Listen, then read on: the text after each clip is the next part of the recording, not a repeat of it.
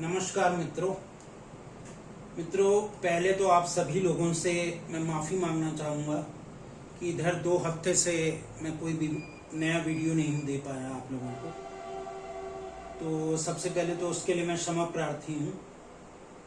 मित्रों, आज मैं जिस टॉपिक के ऊपर बात करने वाला हूँ वो एक ऐसा टॉपिक है जिसके बारे में हम सभी लोगों के मन में एक ख्याल आता है कि अगर एस्ट्रोलॉजी के ये जो चार्ट है, इस चार्ट में जो भी हमें मिला है, मतलब जब हम पैदा हुए तो हमें कुंडली मिली।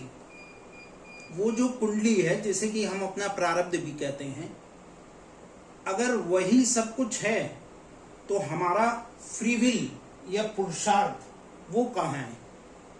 क्योंकि अगर सब कुछ फिक्स है, मतलब इस चार्ट में जो भी लिखा हुआ है सब कुछ वैसे ही अगर होना है, तो हमारा अपना फ्री विल कहाँ गया, हमारा अपना पुरुषार्थ कहाँ है, वो किस समय उपयोग में आएगा?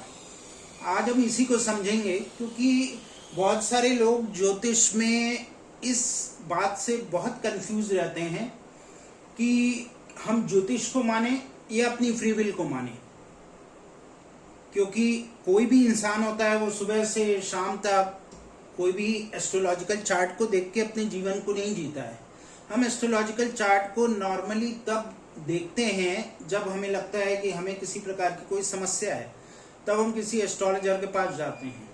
लेकिन ये जो हमारा एस्ट्रोलॉजिकल चार्ट है, हम चाहे किसी एस्ट्रोलॉजर के पास जाएं पूछने के लिए या ना जाएं, ये चार्ट जो है वो अपना काम पूरा करता रहता है, उसमें किसी प्रकार का कोई भी फेरबदल नहीं होता है।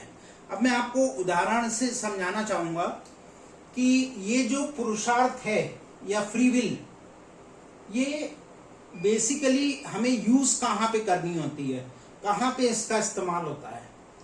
जैसे उदाहरण लेते हैं, ये कुंडली है, इस कुंडली के फर्स्ट हाउस में मून राहु है। मित्रों, ये जो कॉम्बिनेशन है मून राहु का, ये आपका फर्स्ट हाउस हो गया। अभी मैं पूरी कुंडली नहीं बना रहा हूं, मैं केवल आपको ये समझाने का प्रयास कर रहा हूं कि ये पुरुषार्थ अगर इस इंसान की कुंडली में पहले घर में चंद्रमा राहु है, तो अब इस इंसान का पुरुषार्थ कहां पे काम आएगा? क्योंकि ये जो कॉम्बिनेशन है मून राहु, ये अपने आप में बहुत ही मेलेफिक तरीके का कॉम्बिनेशन है। क्यों? अगर आप लोग ज्योतिष को समझते होंगे तो आपको पता होगा, मून जो है वो हमारा मन है, और राहु क्या है? राहु भ्रम है, इल्यूजन है, राहु चीटिंग भी है, राहु थॉट्स हैं, ऐसे थॉट्स जो कि मतलब कुछ अलग तरीके के थॉट्स हो गए, कुछ अनऑर्थोडॉक्स तरीके के थॉट्स हो गए, और भी बहुत सारी चीजें हैं। तो जो मैं आपको यहाँ पे समझाना चाहता हूँ कि अगर एक ये इंसान है जिसके लग्न में चंद्रमा राहु दोनों बैठे हुए हैं, अब जब लग्न में चंद्रमा राहु दोनों हैं, इसका मतलब ये है कि इस इंसान का मन, आप देखते ही ये कह सकते हैं कि इस इंसान का मन पूरी तरह से भ्रमित है, या अगर आप इंग्लिश में कहना चाहें तो आप ये भी कह सकते हैं कि इस इंसान का माइंड जो है वो बहुत ही अनस्टेबल है। क्योंकि ये जो राहु है वो यहाँ पे अपने आप में एक बहुत ही एक्सट्रीम मेलेफिक की तरह काम कर रहा है, क्योंकि ये लगन में आ गया, इसलिए इस इंसान की पर्सनालिटी में ही आ गया है। ये जो राहु है ये इसकी पर्सनालिटी में ही आ गया, और चंद्रमा जो है वो हमारा मन होता है। तो अब ये इंसान जो है, अगर आप इस तरह के किसी भी इंसान से मिलते हैं जिसके लगन में चंद्रमा राहु है, तो आप देखेंगे कि वो इंसान बहुत ही भ्रमित स्टेट में रहेगा, बहुत डरा डरा सा रहेगा, बहुत इनसिक्योरिटी रहेगी उस इंसान के अंदर सब समय। और चूंकि ये लगन में है तो उसकी पर्सनालिटी इसी तरीके से ड्रिवन होगी, और इसके जो मैक्सिमम इम्पैक्ट है वो तब मिलेगा जब मून का टाइमिंग आएगा या राहु का टाइमिंग आएगा। मतलब टाइमिंग को हम ऐसे डिफाइन करते हैं कि या तो दशा आएगी, या अंतरदशा आएगी, या प्रत्यंतर दशा आएगी।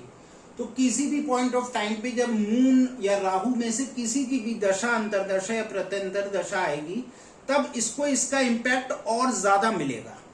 और सबसे इम्पॉर्टेंट चीज जो ये मून राहु का कॉम्बिनेशन इस इंसान के लिए करेगा, वो इसके दिमाग में एक डर, एक ऐसा डर उन बातों के लिए जो हुई नहीं है, जो अभी तक अस्तित्व में आई नहीं है, उस तरीके की बातों के लिए इस इंसान के दिमाग में एक डर सा सारा समय बैठा रहेगा।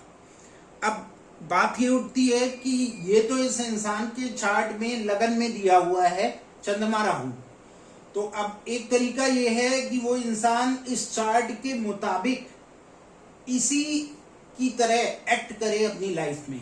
जो कि आप देखेंगे कि अगर किसी इंसान के लगन में चंद्रमा राहु है तो 90 to 95% लोग अपने इस चंद्रमा राहु के अकॉर्डिंग टू ही एक्ट करेंगे।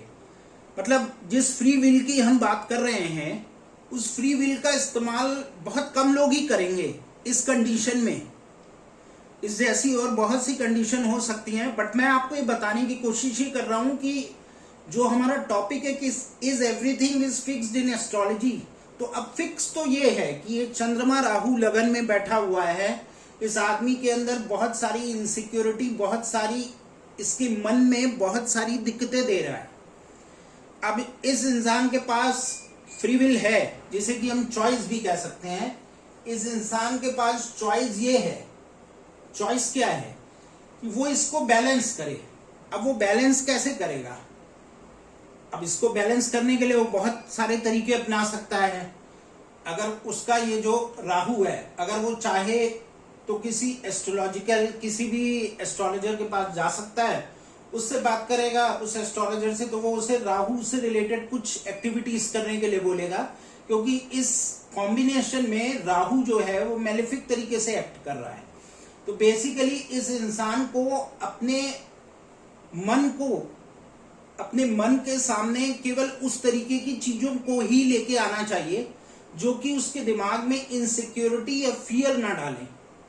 अब ये इसकी चॉइस है, ये जो कॉम्बिनेशन है ये अपना काम पूरा कर रहा है, लेकिन अब चॉइस क्या आती है? चॉइस ये आती है कि ये इंसान अपनी फ्री विल का यूज करते हुए इस तरीके की एक्टिविटीज में इन्वॉल्व ना हो, इस तरीके के, मैं कह सकता हूं इस तरीके के विजुअल्स को ना देखे, इस तरीके की लोगों के साथ में इन्वॉल्व ना हो।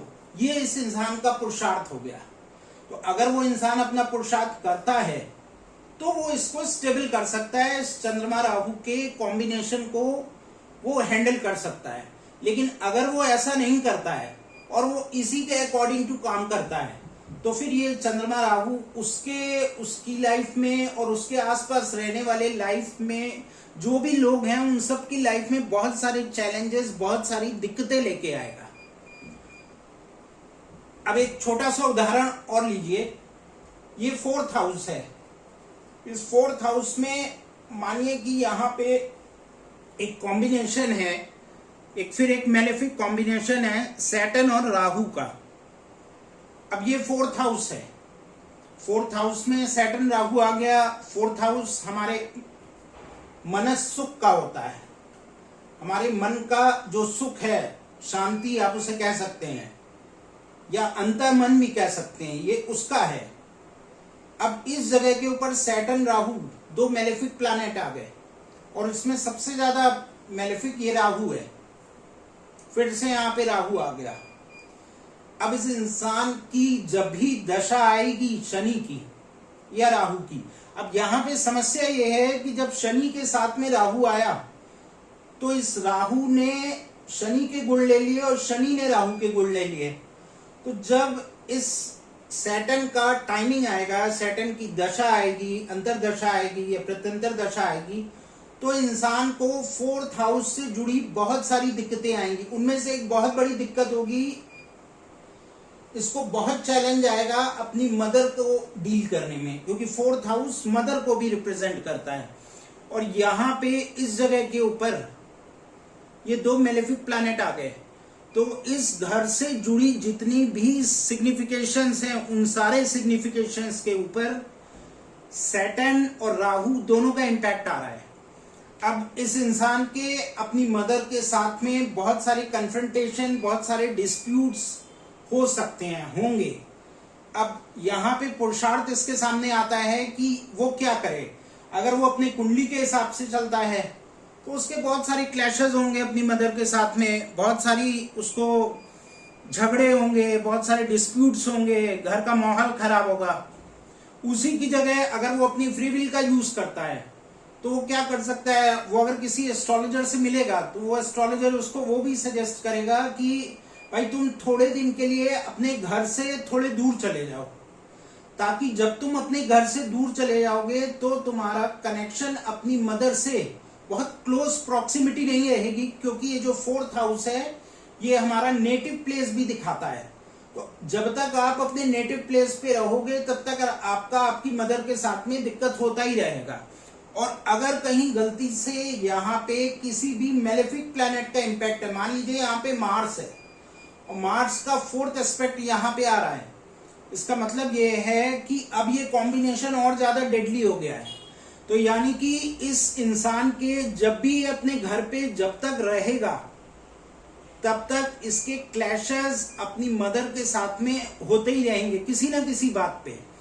इवन आप ये भी देखेंगे कि ये इंसान अपने घर से चला भी जाता है, उसके बाद भी अगर ये हफ्ते भर के लिए 10 दिन के लिए आके फिर यहीं पे रहेगा तो ये कॉम्बिनेशन फिर से एक्टिवेट हो जाएगा।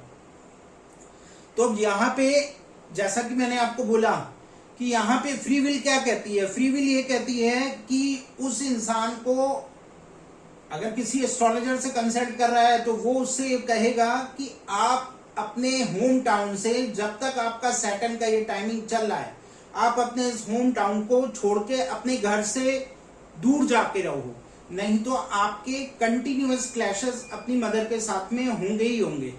अब दोस्तों ये जो कॉम्बिनेशंस आप देख रहे हैं, ये दोनों कॉम्बिनेशन आप कह सकते हैं कि अपने आप में एक तरीके के कार्मिक कॉम्बिनेशंस हैं, चाहे वो चंद्रमा राहु हो या सैटर्न राहु हो।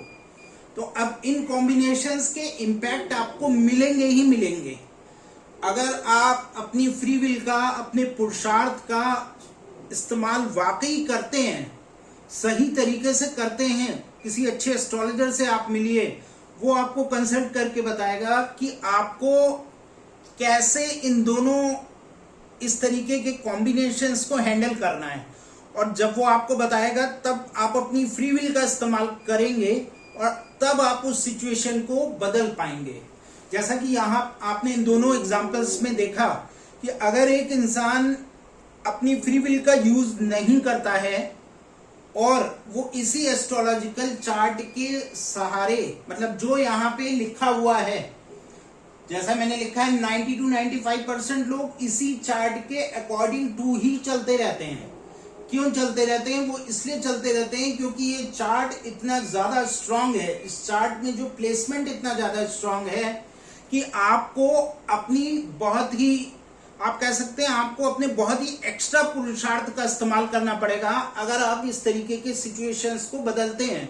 और एक बात और, इसको बदलने के लिए बेहतर ये होगा कि किसी अच्छे एस्ट्रोलॉजर से आप मिलें, उससे कंसल्ट करें, वो आपको बताएगा कि कैसे आप इस तरीके के कॉम्बिनेशन को हैंडल कर सकते हैं, क्योंकि ये कॉम्बिनेशन आपकी लाइफ में बहुत ही डीपली इंपैक्ट कर सकते हैं। मतलब ये जो कॉम्बिनेशन आप देख रहे हैं मून राहु, ये तो आपकी पूरी लाइफ को बदल के रख सकता है। आपके फैमिली, आपके रिलेशंस, आपके बच्चों के साथ रिलेशन, आपके हस्बैंड के साथ आपका रिलेशन, ये सारी चीजों को ये कॉम्बिनेशन बहुत बैडली इंपैक्ट कर सकता है। उसी तरीके से सैटर्न राहु का कॉम्बिनेशन है, इस कॉम्बिनेशन में भी यही होगा कि अगर इस इंसान ने सही तरीके से अपने पुरुषार्थ का इस्तेमाल करके सही डिसीजन नहीं लिया तो इस इंसान को सैटर्न के टाइमिंग पे बहुत ज्यादा समस्याएं आ सकती हैं। तो दोस्तों, जो कि आज हमारा टॉपिक है कि यदि ज्योतिष में सब कुछ तय है तो हमारा पुरुषार्थ कहाँ है, तो पुरुषार्थ यही है हमारा पुरुषार्थ, जिसे हम कहते हैं अपनी चॉइस या फ्री विल। लेकिन इस फ्री विल से आपको करना क्या है, ये जानने के लिए, ये समझने के लिए भी आपको किसी अच्छे एस्ट्रोलॉजर से मिलना चाहिए। वो आपको बताएगा कि आपको क्या करना चाहिए और उस अकॉर्डिंग टू जब आप करेंगे तो शायद आप इस तरीके के जो कॉम्बिनेशंस हैं उनको अच्छे से हैंडल कर पाएं।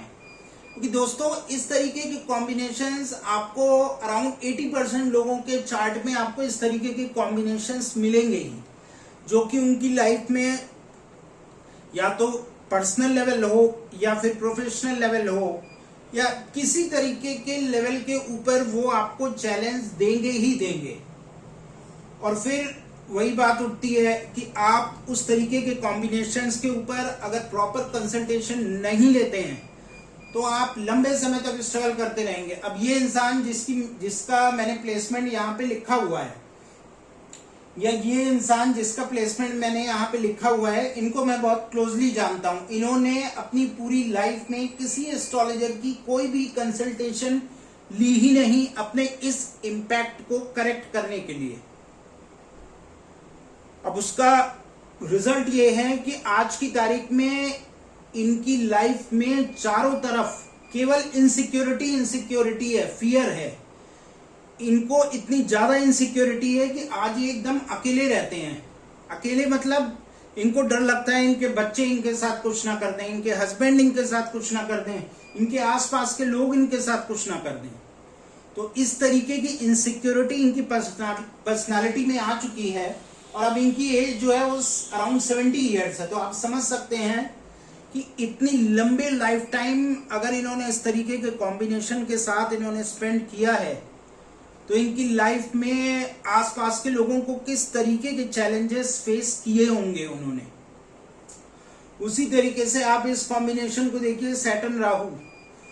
यहाँ पे इस इंसान ने कुछ समय के बाद, जब इसका सैटर्न का टाइमिंग स्टार्ट हुआ 2016 में, 6 इयर्स बाद इस इंसान ने 2022 में अपने नेटिव प्लेस को छोड़ दिया।